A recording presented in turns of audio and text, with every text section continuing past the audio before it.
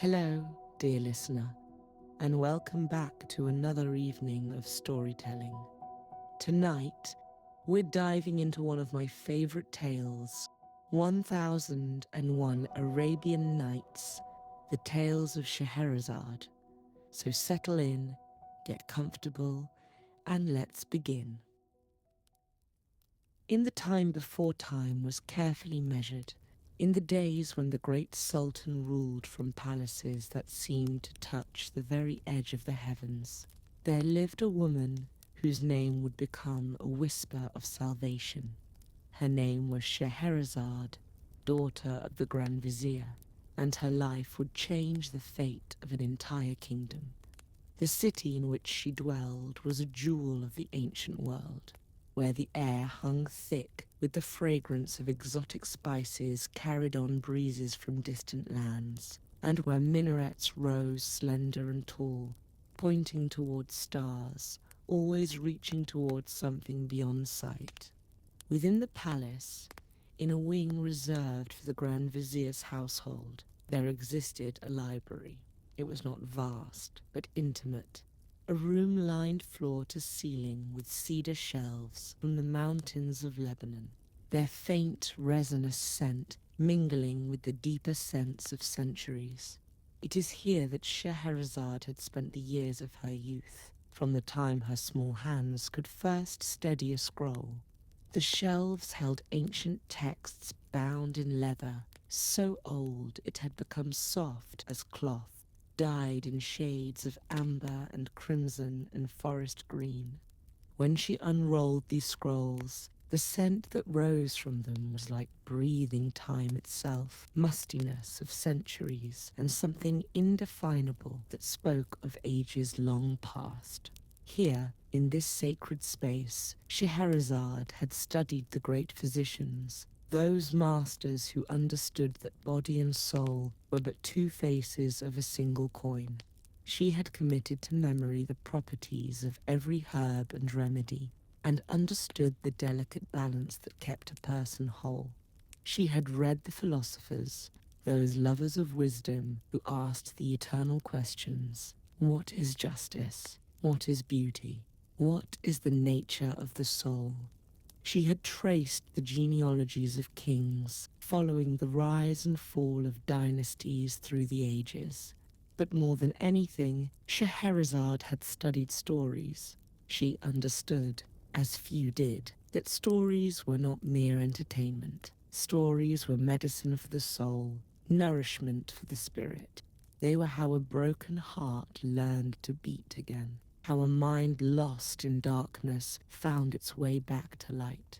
And in those days, there was one particular heart that needed such healing as perhaps no heart had ever needed before. Sultan Shahryar ruled from his throne with a hand that had become iron and ice. He was not old in years, perhaps 30 summers, but his eyes carried the weight of ancient grief, the kind of sorrow that adds decades to a soul. Once, he had been a different man, one who loved music and poetry, who delighted in the first blossoms of spring, who treated his people with justice tempered by mercy. But betrayal has a way of transforming a soul, hardening the soft places within until they become brittle and unyielding, impossible to reshape. His wife, his beloved queen, the one he had trusted with every secret chamber of his heart, had proven faithless. The discovery shattered something fundamental in him, as if the foundation of a great building had cracked, and all the walls began to lean and tilt, threatening collapse. If love itself was a lie, if trust was merely the prelude to treachery, then what meaning could anything hold? What purpose could there be in kindness, in gentleness, in opening one's heart to another? These questions circled endlessly in his mind, unanswered and unrelenting. In his wounded rage, in his terrible pain, Shahryar made a vow that fell upon the kingdom like a darkness. Each night he would take a bride. Each dawn she would be executed. No woman would live long enough to betray him.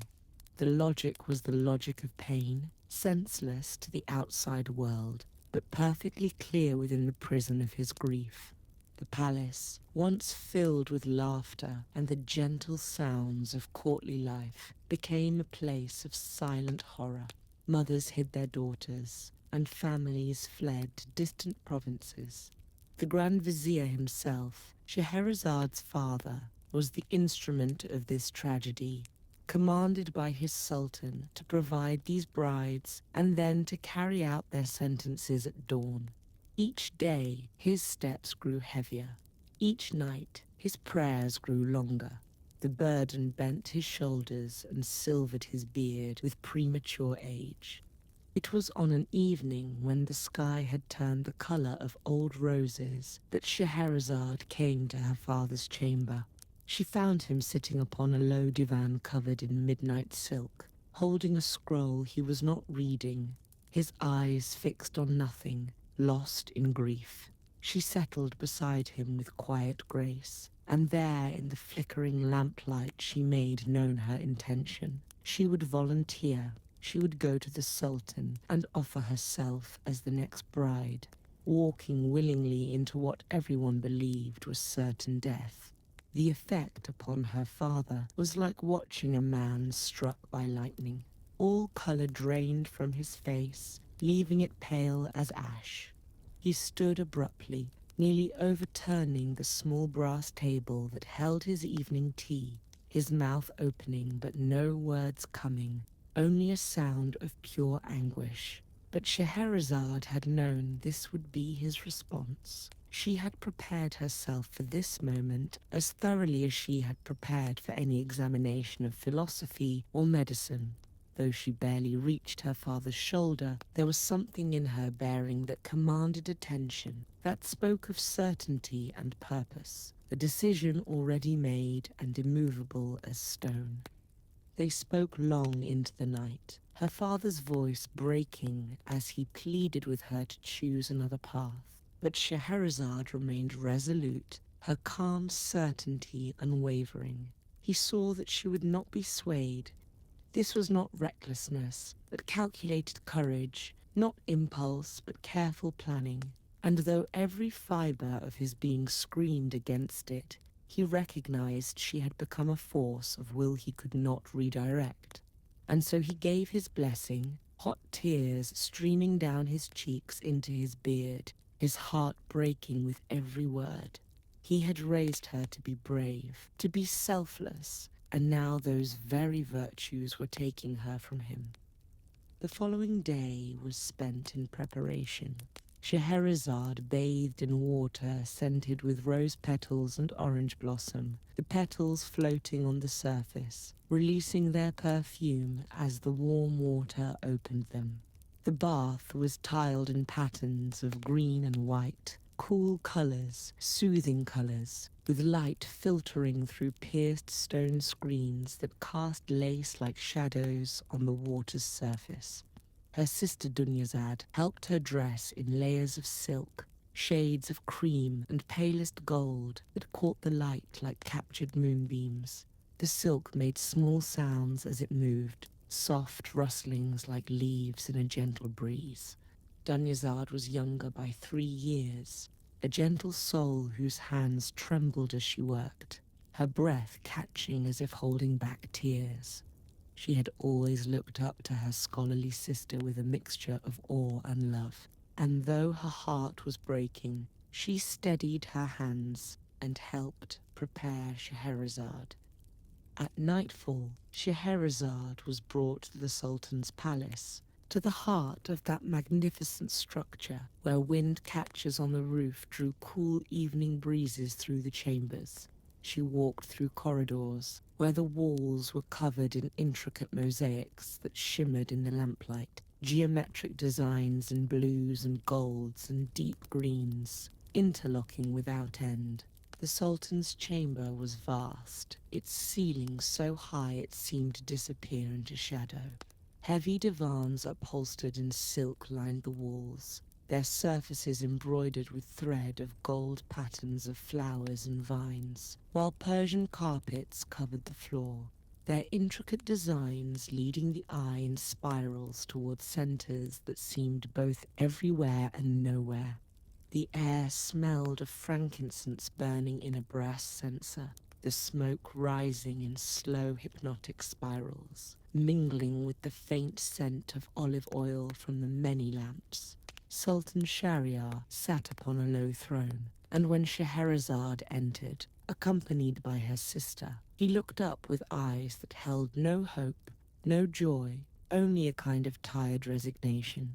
He was handsome still, this broken king, with a beard trimmed in the fashion of the court, and robes of state in deep purple that spoke of his power.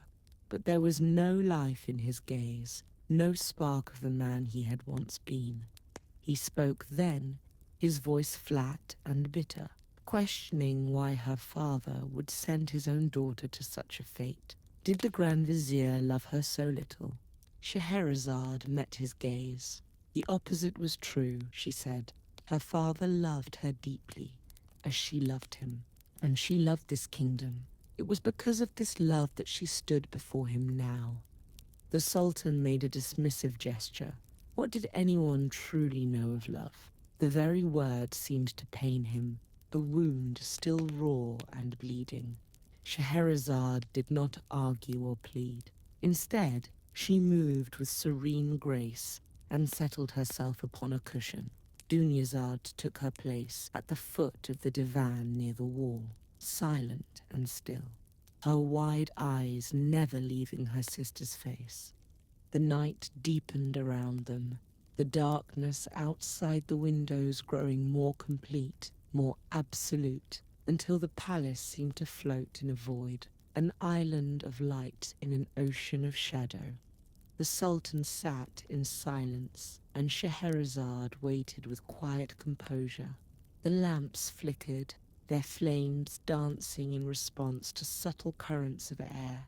Shadows danced on the walls, a silent play of light and dark. From somewhere in the palace gardens below came the sound of water, a fountain's gentle splashing, a counterpoint to the chamber's silence. It was in the deepest part of the night, when the moon had risen high and was painting the latticed windows with silver light, that Dunyazad spoke. Her voice was soft, almost hesitant, breaking the silence of the chamber. She asked her sister for one final gift before dawn came. Would Scheherazade tell her a story, as she had done when they were children? One last tale before morning? There were real tears in her eyes, genuine sorrow at what she believed would be her sister's final night.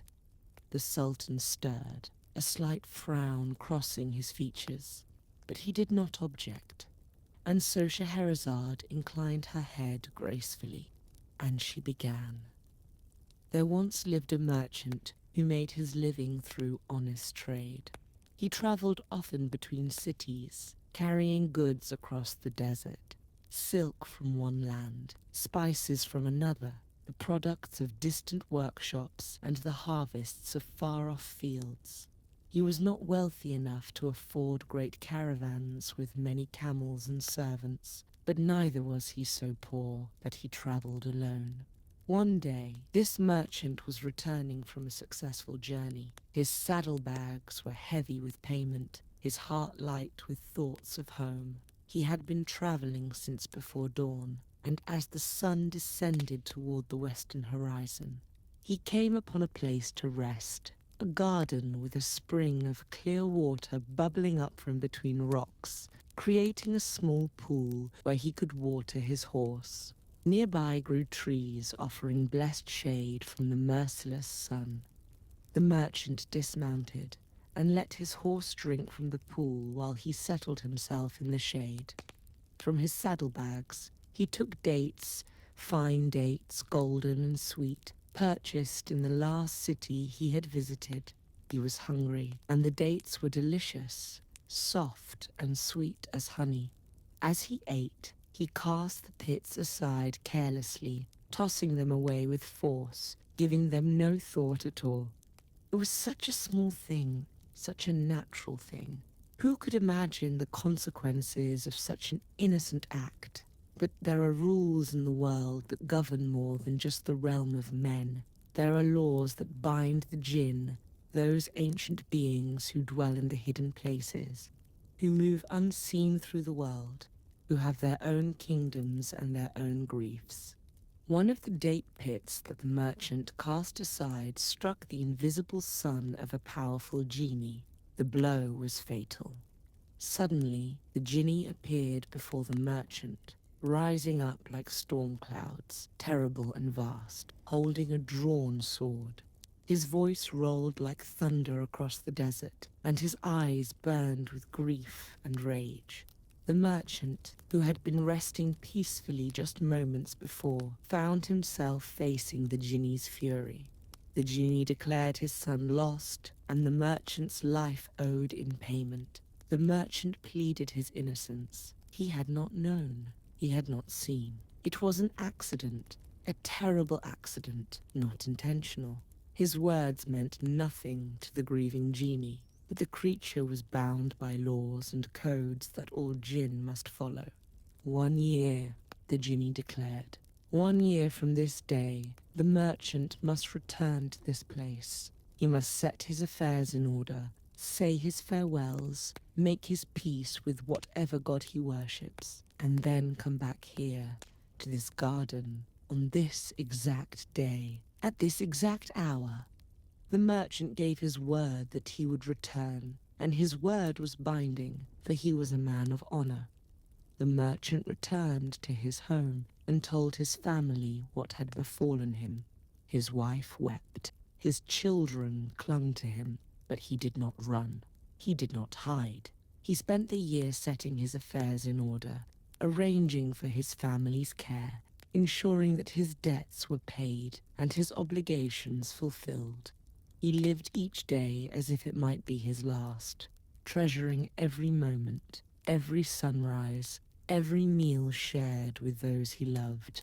When the year had passed, the merchant said his farewells. He held his wife one last time. He kissed his children. And then he traveled back across the desert to that garden with its spring and its trees. He arrived early, before the appointed hour. He performed his ritual washing in the spring, said his prayers, and then sat in the shade waiting for death to come, weeping over what had befallen him. But before the hour arrived, before the Jinni appeared, an old man came walking across the desert, leading a gazelle on a chain of brass. The gazelle was beautiful, with liquid dark eyes and a coat that shone like silk in the sunlight. The old man was bent with age, his beard white as salt, his robes dusty from travel. He greeted the merchant and asked what brought him to this lonely place, for it was known to be a dwelling of the Jinn. The merchant, having nothing to lose and nothing to hide, told him the whole story. The dates, the pits, the invisible sun, the vow to return. The old man listened, and when the tale was finished, he marveled at the merchant's faith and honor. He settled himself beside the merchant and declared that he would stay and witness what came to pass. The merchant, grateful for company in his final hour, agreed.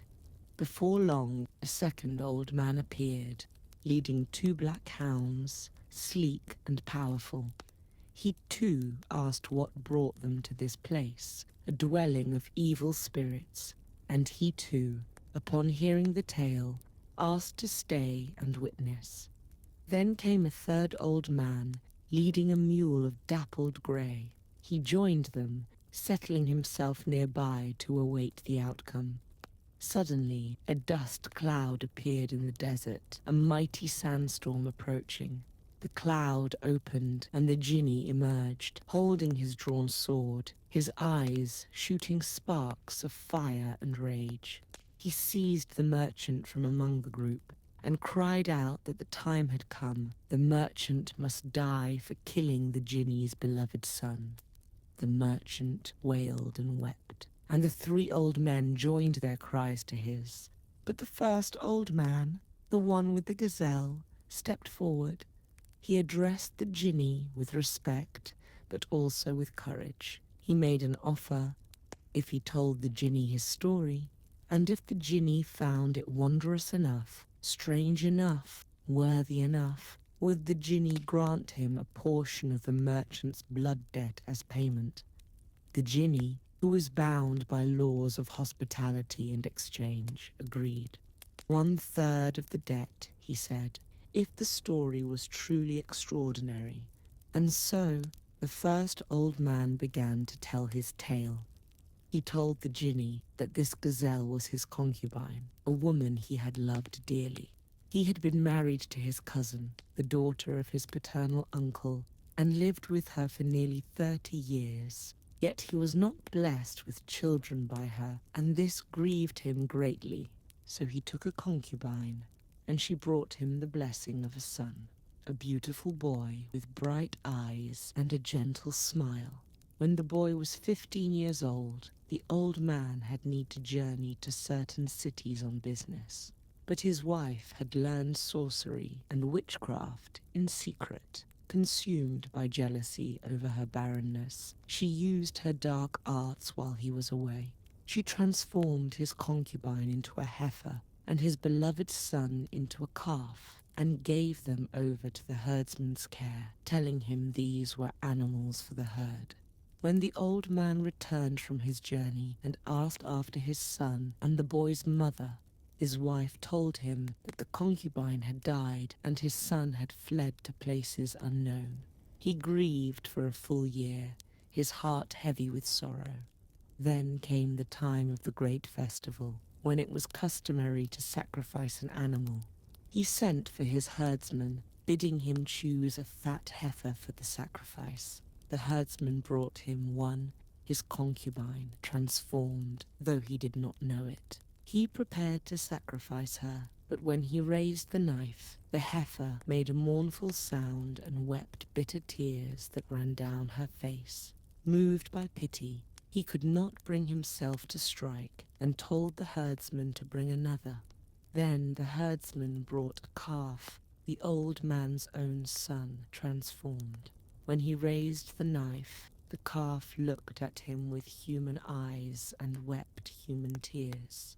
Moved once more by pity, he could not bring himself to strike, and told the herdsman to take the calf away and bring something else. The herdsman went to his daughter, a young woman who had some knowledge of such matters. When she saw the heifer and the calf, she recognized the sorcery upon them and told her father, who then revealed the truth to him. The old man confronted his wife and demanded that she undo what she had done. She agreed to restore his son, but when she did so, the magic had been upon him so long that he could not be fully restored. As for the concubine, his treacherous wife refused to return her to human form. Instead, in her final act of spite, she changed the heifer into this gazelle. The old man divorced his wife that very day and sent her from his house. His son, bearing the marks of the magic, travelled far away to other lands, hoping to escape the memory of what had been done to him. And the old man had wandered ever since, searching for someone with the power to restore her to human form. But he had found no one. And so he walked still with this creature who was once his beloved, bound to him by a brass chain, but separated from him by enchantment. As Scheherazade told this tale within a tale, her voice carried the old man's sorrow, his weariness, his love that would not surrender despite years of disappointment and failure.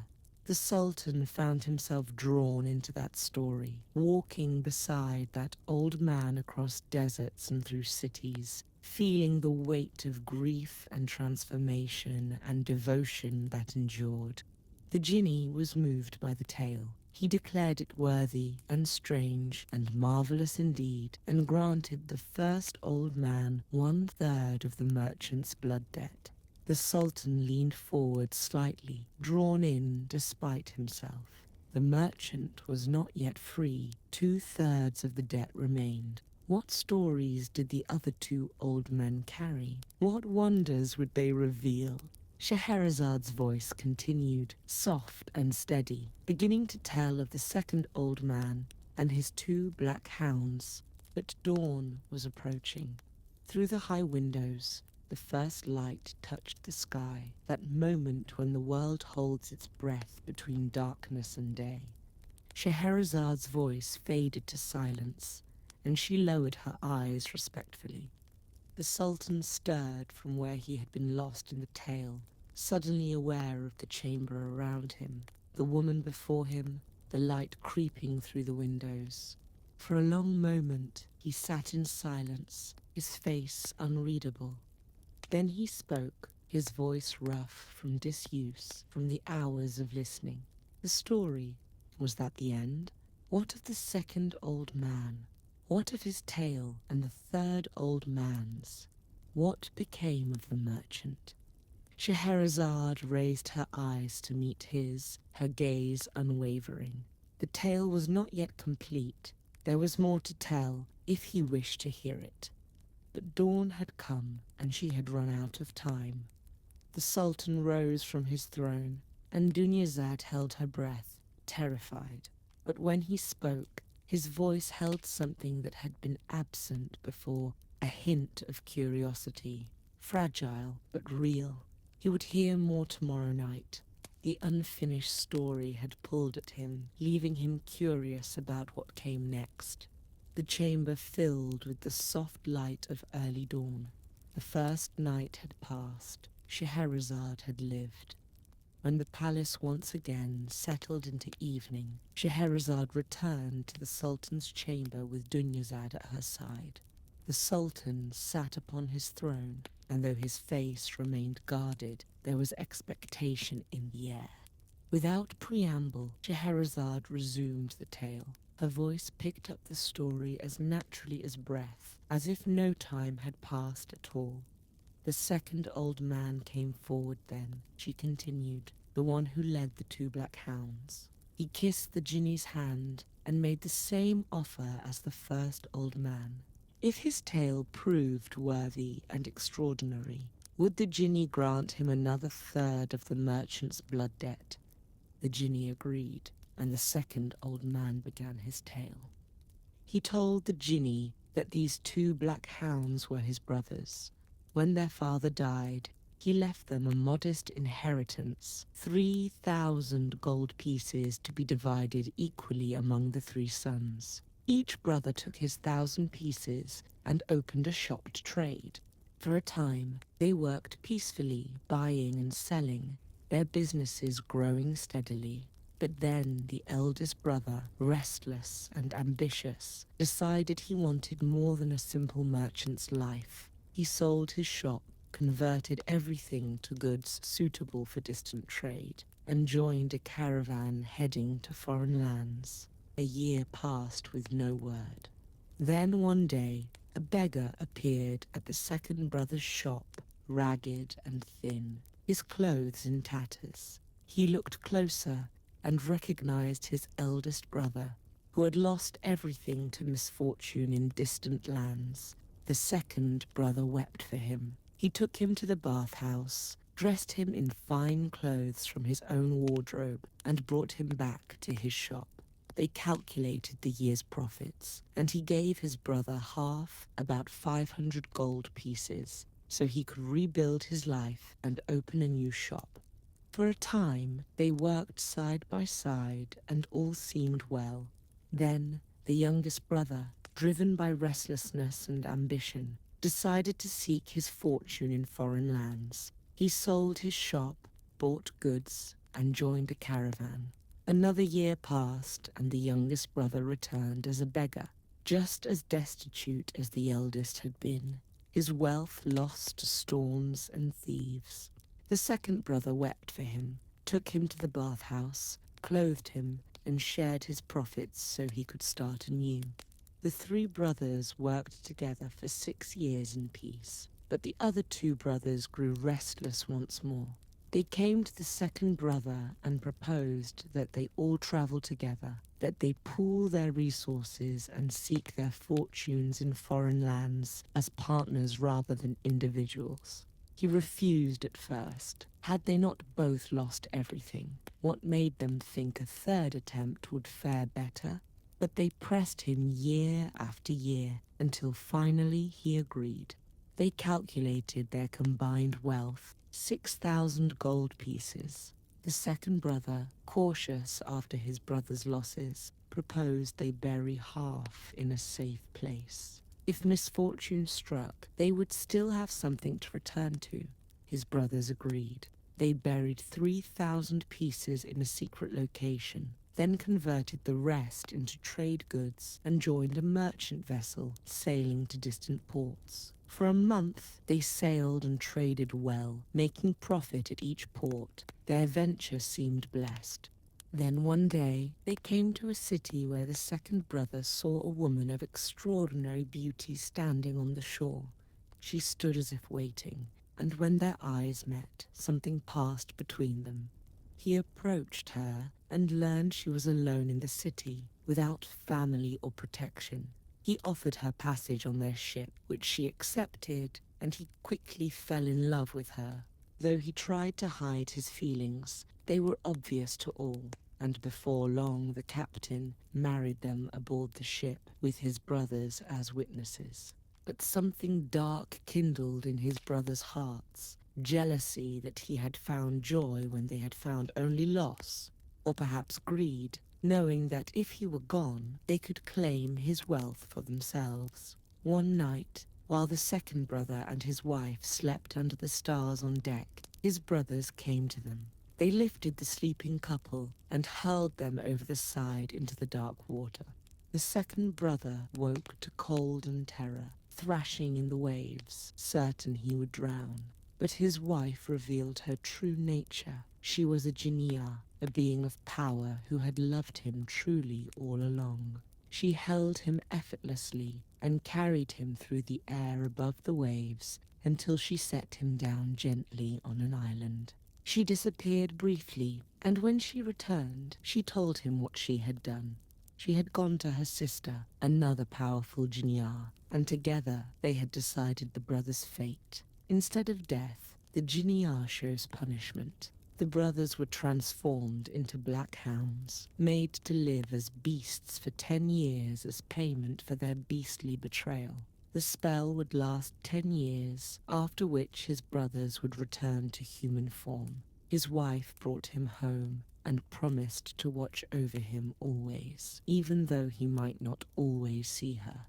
The second brother resumed his life. He retrieved the buried gold and reopened his shop.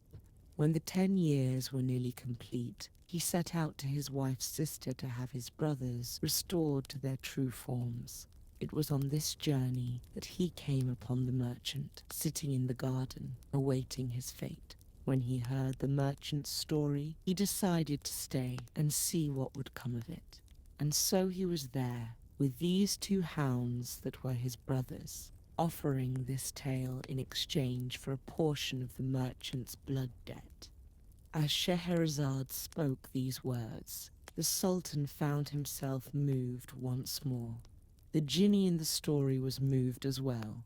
He declared the tale worthy and granted the second old man another third of the merchant's blood debt. Now only 1/3 remained. The merchant might yet survive if the final tale proved equally extraordinary.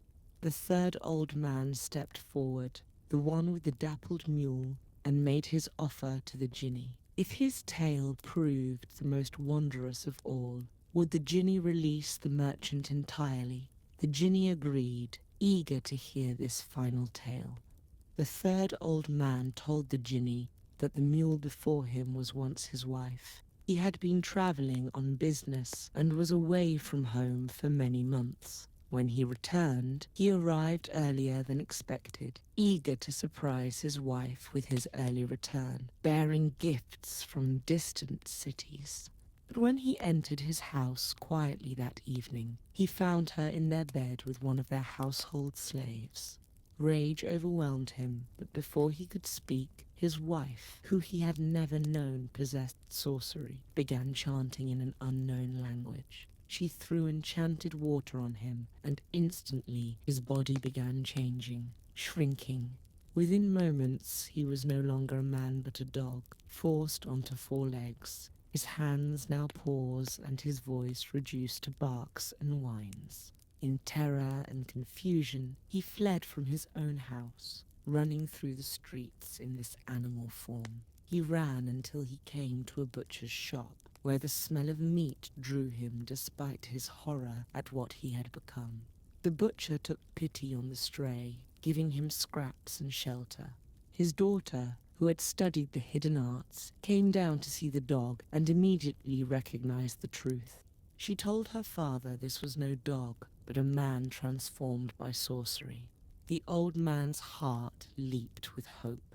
The girl called for fresh water and spoke words of power over it, then sprinkled it on him. His human form returned instantly, and he stood as a man once more. He wept with gratitude and relief, and told her his story, his wife's betrayal, her dark magic, his transformation and escape. The butcher's daughter listened with sympathy, then quietly gave him a small vial of water she had blessed with her own magic. She told him to use it to give his wife the punishment she had earned. He thanked her with all his heart and promised to reward her father generously for his kindness. Then he returned to his house. His wife was asleep in their bed, the same bed where he had discovered her betrayal.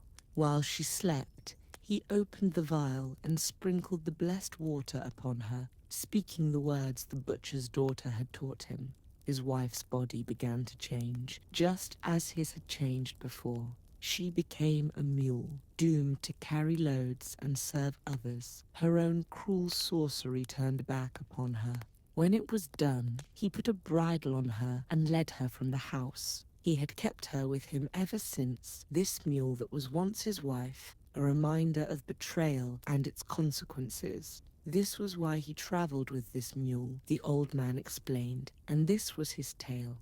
The Jinni listened to this third story with amazement and declared that all 3 tales together had moved him beyond measure. The merchant's debt was paid in full, not in blood, but in stories, and so the Jinni released him from his vow and lifted the sentence of death. The merchant was free to return to his family and his life, saved by the extraordinary tales of 3 strangers who had appeared at his darkest hour. The merchant wept with relief and gratitude, thanking the 3 old men and the Jinni. Then he began his journey home, crossing the same desert sands, but transformed, not in body, but in spirit, understanding now the preciousness of each moment. As Scheherazade finished the merchant's tale, silence filled the chamber. The Sultan sat quietly, moved by what he had heard. Beyond the windows, the sky was still dark. The night was not yet over. After a moment, Scheherazade spoke. She had heard of an even more wondrous tale, she said. The Sultan gestured for her to continue, and she began a new tale of a fisherman and an ancient jar sealed with Solomon's seal. The Sultan leaned forward, caught once more by her words. But dawn was breaking, and the first light was just starting to paint the sky. Scheherazade's voice faded to silence, the story unfinished. The Sultan rose. Scheherazade held her breath, waiting. "Tomorrow night," he said simply, and gestured for her to go. She bowed and left the chamber, releasing a silent breath of relief as she walked away. The second night had passed. Scheherazade had survived another dawn. But the work had only just begun.